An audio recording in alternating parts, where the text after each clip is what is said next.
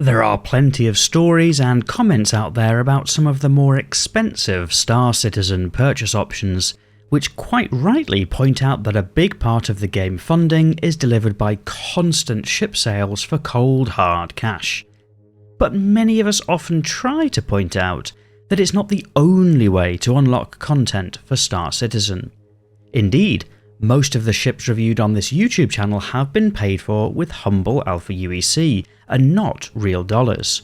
So, to what extent is buying ships in-game a viable option? I'm Forrester, and in this video we'll explore the reasons why you might or might not choose to spend time in-game to unlock ships versus paying cash. And it's probably best to start off by saying that most of the ships you can buy with cash are expected to eventually also be available to buy for in-game currency.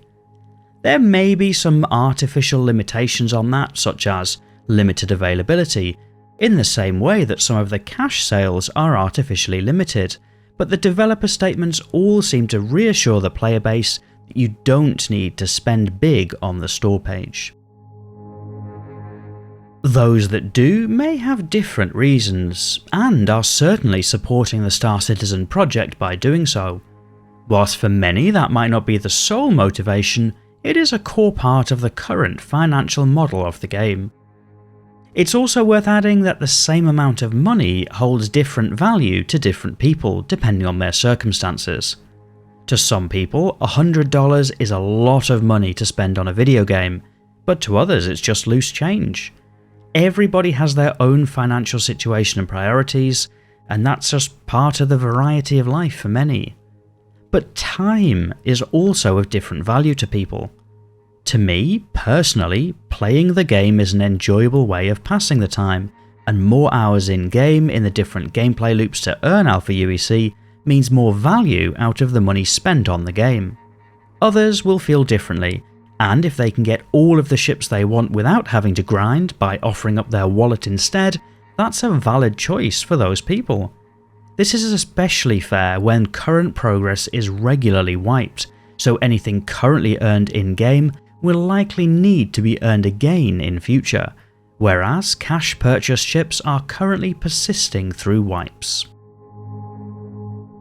As Star Citizen requires a game package to play, clearly most people will need to spend at least some money to have access to the game.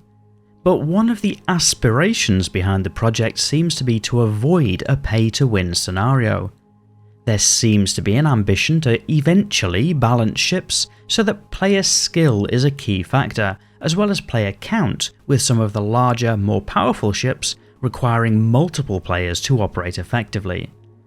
That's not to say there isn't more work to be done in the balancing space, but there does seem to at least be some interest in having a fair playing field and avoid paying to win. And then there's the question of insurance. Most hard cash purchases come with a certain amount of insurance time attached to the ship. None of that means anything at this stage of development. Any ship can be reclaimed via a terminal, with larger ships having a longer delivery timer. But in the future, this may serve to add value to cash purchase ships, or equally, perhaps devalue them. It will be very interesting to see how this eventually works itself out, as there are potentially some very expensive Star Citizen ships out there with some sort of timer attached. It's one of the reasons I think that the insurance system may need to be revisited, but time will tell. So, long story short, there's nothing wrong with people making informed decisions about what they want to do with their money, and if that means buying spaceships, well, thanks to them for supporting the game.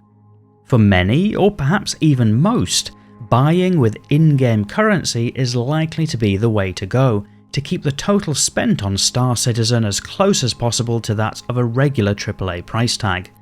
But as ever, there are pros and cons to both options. So, should you buy ships with in-game currency? Probably, if that's right for your circumstances. You should never feel like you have to spend more cash on the game, but if you choose to, with your eyes open, there's nothing wrong with that too. But those are just my thoughts on the matter. I'll be interested to read your thoughts in the video comments. If you're not yet subscribed to the channel, given that you've got this far, you might like to, so that you get more videos like this recommended to you in the future. And the like button is really helpful in letting me know what videos I should focus on making in future, so I'll always appreciate a click there if you'd like to see more like this. Otherwise, and as ever, thank you for watching.